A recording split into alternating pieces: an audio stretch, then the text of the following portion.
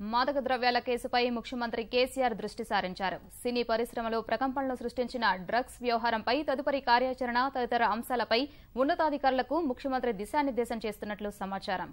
కొన్ని పాఠశాలల్లోని విద్యార్థులు సైతం డ్రగ్స్ వాడుతున్నారనే వివరాలు దుమారం రేపాయి. వెండితెరకు సంబంధించి మరింత మంది ప్రముఖులకు మాదక ద్రవ్యాల వ్యవహారంతో సంబంధం ఉండడం కలకలం సృష్టిస్తోంది. ఇప్పటికే తాకీదులు అందుకున్న వాళ్లు ఈ నెల 19 నుంచి అబ్కారీ శాఖ కార్యాలయంలో విచారణకు హాజరు కానున్నారు. కేసు తీవ్రత దృష్ట్యా excise and enforcement director Akun Sabharwal సైతం తన వ్యక్తిగత సెలవులను రద్దు చేసుకున్నారు. హైదరాబాద్ లో డ్రగ్స్ రాకెట్ పై ఎన్సీబీ సైతం దృష్టి సారించింది.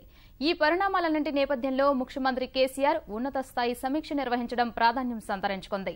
ప్రగతి భవన్లో భేటీకి అబ్కారీ శాఖ మంత్రి Padmarao, excise commissioner Chandravadan, excise and enforcement director Akun Sabharwal, DGP Anurag Sharma, Hyderabad police commissioner Mahender Reddy, Rachakonda commissioner Mahesh Bhagwat తదితరులు హాజరయ్యారు.